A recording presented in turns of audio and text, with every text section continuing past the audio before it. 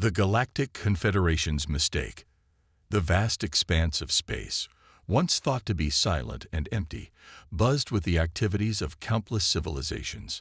At the center of this cosmic web sat the Galactic Confederation, a coalition of advanced species that had long ago outgrown the confines of their homeworlds.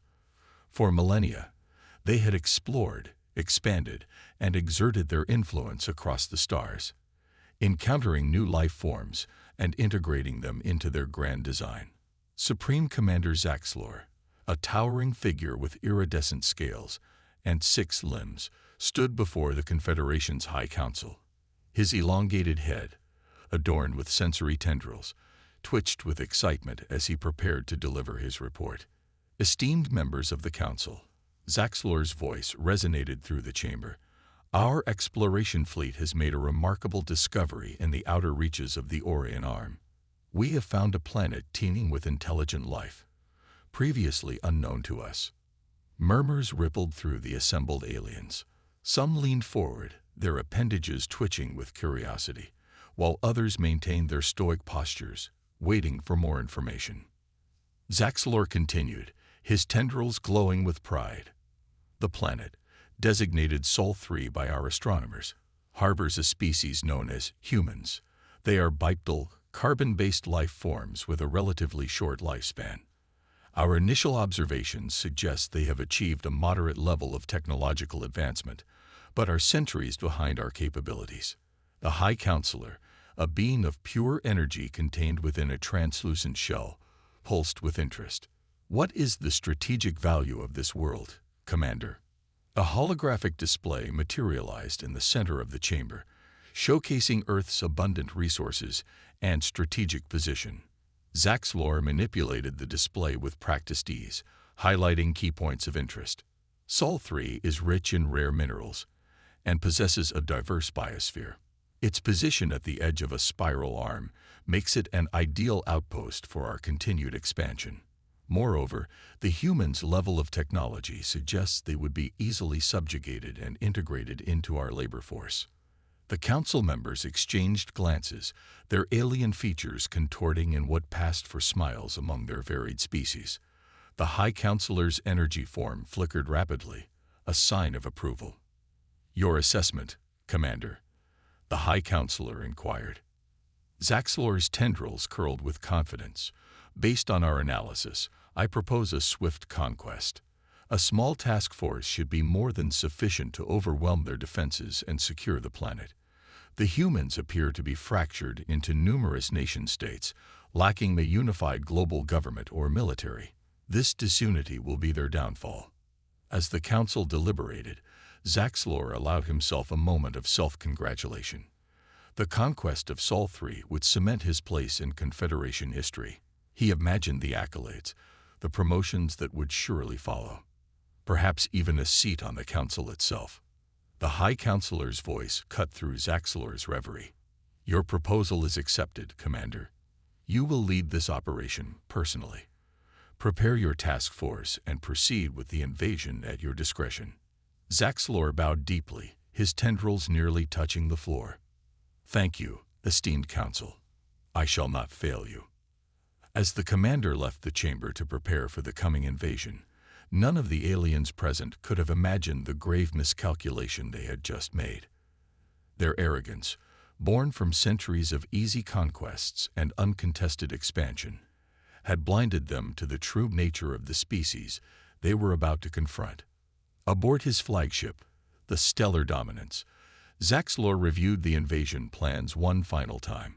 The holographic display before him showed Earth in exquisite detail, with potential landing sites and key military installations highlighted. Commander, his second-in-command, a reptilian being named Krita, approached. The task force is assembled and awaits your order. Zaxlor nodded, his tendrils rippling with anticipation. Excellent. Set course for Sol 3. We shall arrive under the cover of their moon and launch a surprise attack. These humans will never know what hit them.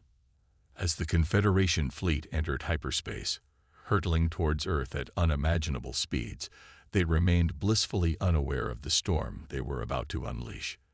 They had no idea that beneath the seemingly primitive exterior, humanity had been preparing for this moment for decades.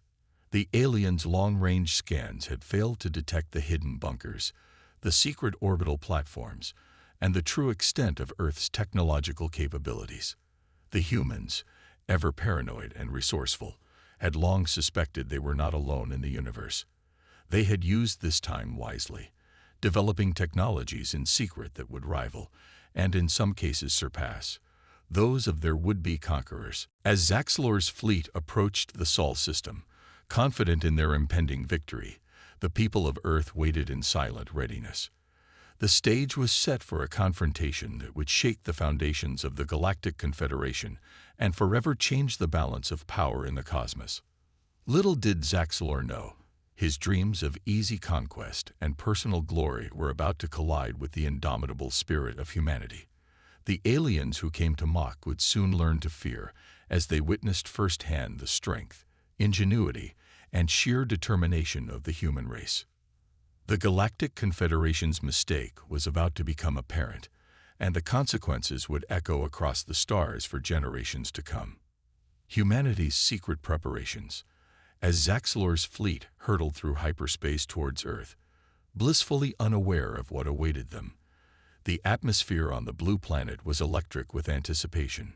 Deep beneath the surface of an unassuming mountain range, the United Earth Defense Force, UEDF, headquarters bustled with activity. General Sarah Chen stood before a massive holographic display, her steely gaze fixed on the incoming alien fleet. Years of preparation had led to this moment, and she felt the weight of humanity's future on her shoulders. "Status report," she commanded, her voice steady despite the gravity of the situation. Colonel Dmitry Volkov, head of Earth's clandestine space operations, stepped forward. "The Helios array is fully operational, General. All orbital platforms are cloaked and ready. Ground-based defenses are at full capacity." Chen nodded, a hint of a smile playing at the corners of her mouth. "And Project Phoenix? The prototypes are prepped and pilots are standing by," Volkov replied, a glimmer of excitement in his eyes. For decades, the nations of Earth had worked in secret, united by the common goal of preparing for extraterrestrial contact or invasion. The public remained largely unaware, living their lives under the illusion that humanity was alone in the universe. But those in power knew better.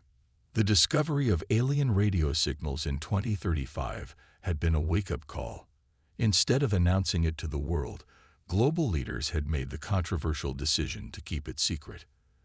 They knew that if intelligent life existed out there, it was likely far more advanced and potentially hostile.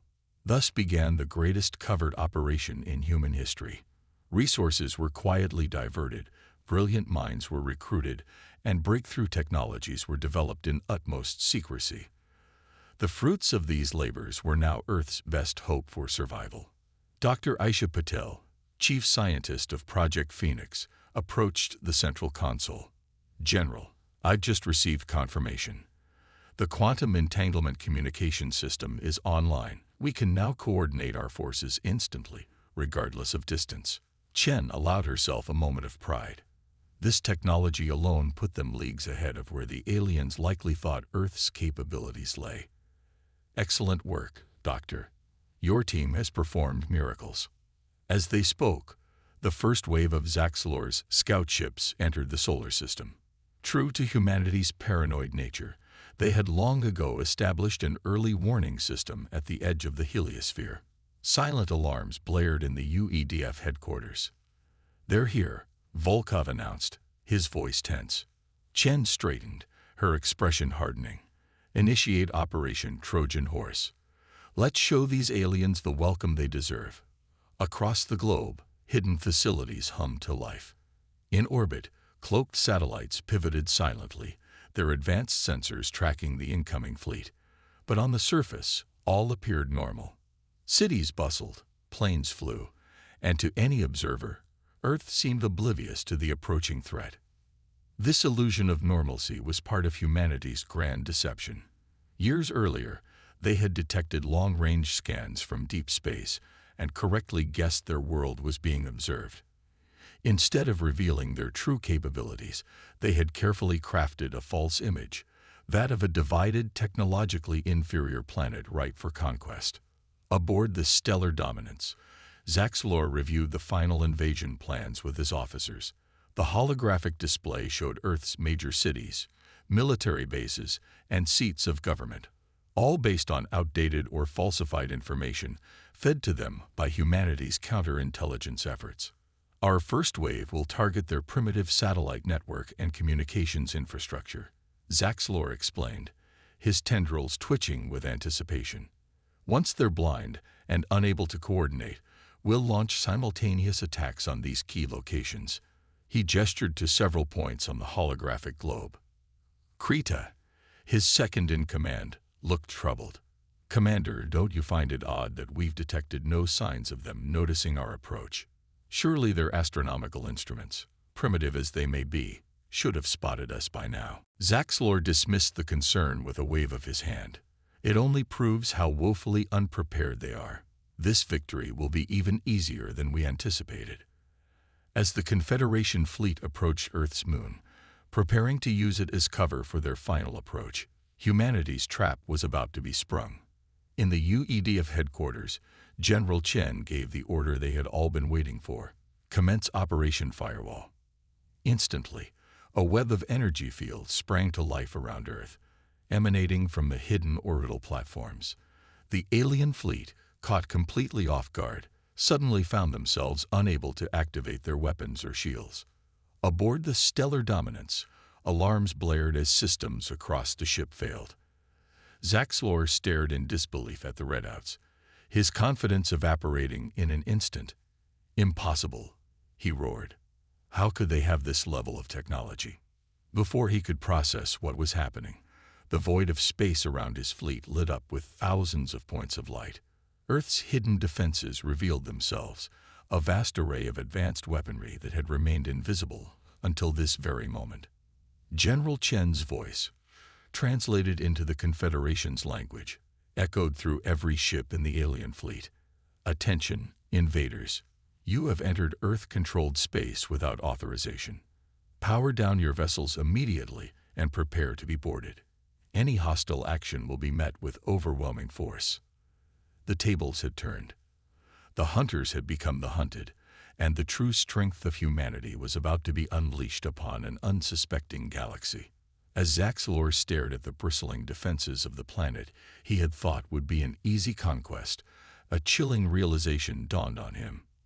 The Galactic Confederation had made a terrible mistake, and the consequences would reshape the balance of power across the stars. The battle for Earth was about to begin, and humanity was more than ready. The invasion begins. The vastness of space around Earth erupted into chaos as Zaxlor's fleet, caught off guard by humanity's hidden defenses, scrambled to respond. The Confederation ships, their weapons systems disabled by Earth's energy field, frantically maneuvered to escape the trap they'd unwittingly flown into. Aboard the Stellar Dominance, Zaxlor's tendrils writhed in fury and disbelief. "How is this possible?" he roared, slamming his appendages against the control console. "Krita, status report." His second-in-command scales had paled to a sickly hue. "Commander, we're effectively defenseless. Weapons offline. Shields non-responsive. The humans have us surrounded." Zaxlor's mind raced. This was not how it was supposed to go. The easy victory he had promised the High Council was slipping through his grasp, but he was not about to surrender without a fight. "Initiate emergency protocols," he commanded. "Reroute all power to propulsion. We'll break through their lines and regroup beyond the moon." As the Confederation fleet attempted to flee, Earth's defenses sprang into action. From concealed silos on the moon's surface, swarms of automated drones emerged, their sleek forms glinting in the starlight. These were the fruits of Project Phoenix, highly advanced, AI-driven combat units that could outmaneuver anything in the Confederation's arsenal. General Chen watched from UEDF headquarters as the battle unfolded. "Commence Operation Thunderbolt," she ordered, her voice calm but tinged with steel. Across Earth's surface, Hidden hangars opened, revealing squadrons of next-generation fighters. These weren't the primitive jets the aliens had expected to face, but hypersonic craft capable of spaceflight and armed with energy weapons that rivaled those of the invaders. As Earth's forces engaged the retreating alien fleet, the true extent of humanity's preparations became apparent. The battle was not just a display of advanced technology, but of tactics and strategy honed through years of simulated conflicts and war games. Colonel Volkov coordinated the attack from his station. Phoenix squadrons, execute pincer maneuver Epsilon, trap them between the lunar defense grid and our main force. The human fighters moved with a precision that left the alien commanders stunned. They had expected to face a disorganized, primitive resistance. Instead, they found themselves outmaneuvered at every turn. Aboard the Stellar Dominance, Zaxlor watched in horror as his fleet was systematically dismantled. Ships that managed to restore partial power were quickly disabled by precise strikes from Earth's forces. It was a masterclass in space warfare, and the Confederation was on the receiving end. "Commander," Krita's voice was barely a whisper, "we should consider surrender. We cannot win this fight." Zaxlor's pride warred with his instinct for survival. The thought of capitulating to a species he had dismissed as primitive was almost too much to bear. But as another explosion rocked his flagship, reality set in. "Open a channel to their command." He finally conceded, his voice heavy with defeat. General Chen's face appeared on the main view screen, her expression a mix of determination and barely concealed triumph. "This is General Sarah Chen of the United Earth Defense Force. Are you prepared to surrender, Commander?" Zaxlor's tendrils drooped in resignation. We surrender. But I must know, how? How did you deceive us so thoroughly?" A hint of a smile played at Chen's lips. "That, Commander, is a long story, one which you'll have plenty of time to hear during your debriefing." As the remnants of the Confederation fleet powered down their engines and prepared to be boarded, news of the victory spread across Earth. In cities around the globe, people poured into the streets, a mix of shock, joy, and pride on their faces as they learned not only of the alien invasion attempt but of humanity's resounding triumph. But even as celebration began, General Chen and her team knew their work was far from over. The Confederation's invasion force was just the beginning.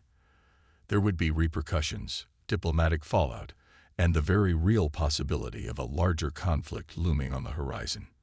In the following days, as Confederation prisoners were processed and their technology studied, humanity began to grasp the true scale of the galactic community they had so abruptly joined.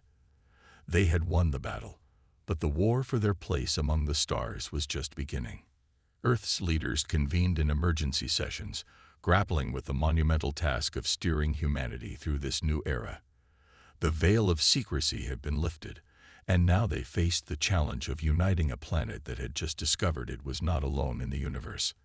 As for Zaxlor, the once proud commander found himself in a holding cell, contemplating the hubris that had led to this defeat. He couldn't help but marvel at the species he had so gravely underestimated. These humans, with their resourcefulness, their paranoia turned to preparedness, and their indomitable spirit, were unlike anything the Confederation had encountered before. And as Earth's ships ventured beyond their solar system for the first time, carrying diplomats and soldiers alike, one thing became clear to friend and foe alike. Humanity was here to stay, and the galaxy would never be the same again. Turning the tide. In the weeks following the failed invasion, the galaxy buzzed with news of humanity's unexpected victory. The Galactic Confederation, once confident in its supremacy, found itself reeling from the shock of defeat at the hands of a supposedly primitive species. On Earth, the United Earth Defense Force worked tirelessly to consolidate their position. General Chen stood before a holographic display of the Milky Way, studying the vast network of alien civilizations that had suddenly become their new reality. "We've bought ourselves some time," she addressed her team, "but make no mistake, this is just the beginning. The Confederation won't take this defeat lightly." Dr. Aisha Patel, still riding high on the success of her quantum entanglement communication system, spoke up. "General, I believe we have an opportunity here. The technology we've gleaned from the captured Confederation ships, it's incredible. If we can reverse engineer it, combine it with our own innovations, we could leap centuries ahead." Chen nodded, a gleam of determination in her eyes. "Make it happen, Doctor. We'll need every advantage we can get." As Earth prepared for the possibility of further conflict, the captured alien commander, Zaxlor, found himself the subject of intense interrogation. Initially resistant, the reality of his situation slowly dawned on him. His own people had abandoned him, deeming him a failure and a liability. In a twist of fate, Zaxlor became an unlikely ally. His knowledge of Confederation tactics and technology proved invaluable to Earth's defense strategists. It was during one of these debriefing sessions that he made a startling revelation. "You don't understand," Zaxlor said, his tendrils twitching nervously. "The force you defeated, it was just a small expeditionary fleet. The full might of the Confederation is unimaginable." The news sent shockwaves through Earth's leadership. They had won a battle, but the war was far from over. Humanity needed to prepare for a conflict on a scale they had never before imagined. Months passed, and Earth underwent a transformation. The planet's united front, born of necessity in the face of alien invasion, led to unprecedented cooperation between nations. Resources were pooled, scientific breakthroughs were shared, and a new era of human innovation began. In orbital shipyards, massive vessels took shape, incorporating both human ingenuity and adapted alien technology. On the ground, defense systems were expanded and refined. But perhaps the most significant development came in the form of a new generation of soldiers. Project Phoenix, once focused on unmanned drones, evolved to include enhanced human operatives. Volunteers underwent rigorous training and augmentation, pushing the boundaries of human potential. These soldiers, dubbed Firebirds, represented the pinnacle of human adaptation and resilience. As Earth fortified its defenses, the first whispers of a greater conflict reached their ears. The Confederation, humiliated by their defeat, had assembled an armada of unprecedented size. Their goal was clear: to crush the upstart humans and reassert their dominance over the galaxy. General Chen stood before the United Earth Council, her face grim but resolute. "The storm is coming," she announced. "But this time, we're ready for it." The battle that followed would be remembered for generations to come. The skies above Earth lit up with the fire of countless ships engaged in combat. The Confederation, confident in their superior numbers, expected a swift victory. What they found instead was an enemy prepared for their every move. Human ships, smaller but more agile, danced between the lumbering Confederation cruisers. Firebird squadrons, their enhanced reflexes and neural interfaces giving them an edge, wreaked havoc on enemy formations. And all the while, Earth's quantum communication network allowed for instantaneous coordination across vast distances, a feat that left the invaders baffled and outmaneuvered. In the thick of the battle, a squad of Firebirds, led by Major Jack Harper, boarded the Confederation flagship. Their mission: to capture or eliminate the alien high command. As they fought their way through the massive ship, the true nature of humanity's strength became apparent. It wasn't just their technology or their enhanced abilities that gave them the edge. It was their adaptability, their creativity in the face of adversity. Where the Confederation relied on rigid tactics and overwhelming force, the humans improvised, adapted, and overcame. As Harper and his team reached the bridge, they found themselves face to face with the Confederation's Supreme Commander, a being of immense psychic power. What followed was a battle of not just physical prowess, but of will and mental fortitude. In the end, it was humanity's indomitable spirit that tipped the scales. Harper, drawing on the collective determination of his species, broke through the alien's psychic defenses. The Supreme Commander, for the first time in its long existence, knew fear. With the capture of the Confederation leadership, The tide of the battle turned decisively in Earth's favor. Across the solar system, alien ships found themselves outmaneuvered and overwhelmed. Those that could retreated, jumping to hyperspace with a speed born of desperation. As the dust settled and the extent of humanity's victory became clear, a new reality dawned on the galaxy. The humans, once dismissed as primitive and insignificant, had proven themselves to be a force to be reckoned with. The balance of power had shifted, and the stars themselves seemed to hold their breath, waiting to see what this young, ambitious species would do next. In the aftermath of the battle, as Earth's ships began the process of securing their solar system and pushing outward into the galaxy, General Chen allowed herself a moment of reflection. They had faced extinction and emerged victorious. But the real challenge, she knew, was just beginning. How would humanity handle its newfound power and influence in the cosmic community? The answer to that question would shape the destiny of not just Earth, but the entire galaxy for eons to come. A new galactic order. The dust of battle had barely settled when the implications of Earth's victory began to ripple across the galaxy. The defeat of the Galactic Confederation, long thought invincible, sent shockwaves through countless alien civilizations. In the span of a few short years, humanity had gone from an unknown species to a major player on the cosmic stage. In the newly established Terran embassy on the neutral world of Axiom Prime, Ambassador Elena Rodriguez stood before a diverse gathering of alien diplomats. The room buzzed with a mix of curiosity, apprehension, and barely concealed admiration. Representatives of the galactic community, Elena began, her voice firm yet diplomatic. Earth comes before you not as conquerors, but as partners. We seek not dominion, but cooperation.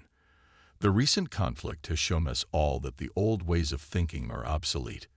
It's time for a new approach. As Elena outlined Earth's vision for a more equitable and cooperative galactic society, the aliens listened with rapt attention. The humans had proven themselves not just formidable in battle, but also innovative, adaptable, and surprisingly wise for such a young species. Meanwhile, back on Earth, the process of integrating alien technology and knowledge into human society was in full swing. Cities were being transformed with clean, efficient energy systems. Diseases that had plagued humanity for millennia were being eradicated. The boundaries between nations blurred as a new global identity took shape. Dr. Aisha Patel, now heading the newly formed Galactic Sciences Division, marveled at the progress. "We're advancing centuries in mere years," she remarked to General Chen during a briefing. "But we must be cautious. Power like this comes with great responsibility." Chen nodded solemnly. "Agreed. That's why Project Prometheus is so crucial." Project Prometheus, the brainchild of Earth's leading ethicists, scientists, and leaders, was designed to ensure that humanity's rapid advancement didn't come at the cost of their values and humanity.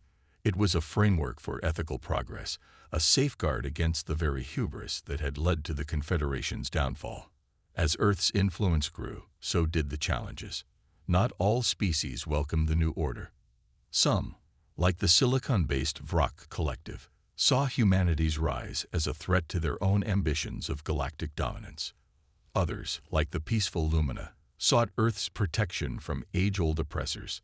The diplomatic skills of Ambassador Rodriguez were put to the test as she navigated this complex web of interstellar politics.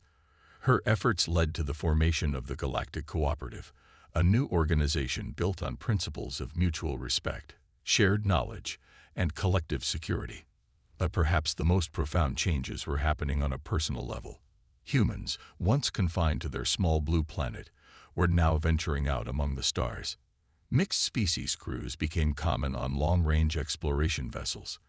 Cultural exchange programs flourish, with alien students studying on Earth, while humans learned the ways of civilizations millions of years old. Zaxlor, the former Confederation commander, found an unexpected role in this new era.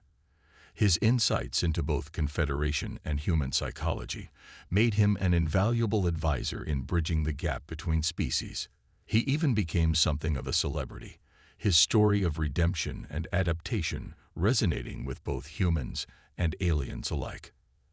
As the years passed, the galaxy entered an unprecedented era of peace and progress. The combined knowledge and resources of hundreds of species led to advancements that would have been unimaginable just a decade earlier. Faster-than-light travel became more efficient, opening up new regions of space for exploration. The mysteries of dark matter began to unravel, promising new forms of energy and propulsion. But with these advancements came new responsibilities. Humanity, as the catalyst for this new age, often found itself in the role of mediator and peacekeeper. The lessons learned from their own turbulent history proved invaluable in helping other species resolve conflicts and overcome challenges. On the 10th anniversary of the Confederation's defeat, a grand celebration was held on Earth. Representatives from across the galaxy gathered to commemorate not just a military victory, but the birth of a new era of cooperation. As fireworks lit up the night sky, their brilliant colors reflected in the eyes of humans and aliens alike. General Sarah Chen stood next to Ambassador Rodriguez, watching the festivities. "Did you ever imagine it would turn out like this?" Rodriguez asked, a note of wonder in her voice. Chen smiled, her eyes reflecting the memories of those tense early days. "Not in my wildest dreams. But that's humanity for you. Always defying expectations, even our own." As the celebration continued, a small ship took off from a nearby spaceport, carrying a crew of human and alien explorers. Their mission? To venture beyond the known galaxy, to seek out new life and new civilizations. Among the crew was Jack Harper, the hero of the Confederation War, now leading a mission of peace and discovery.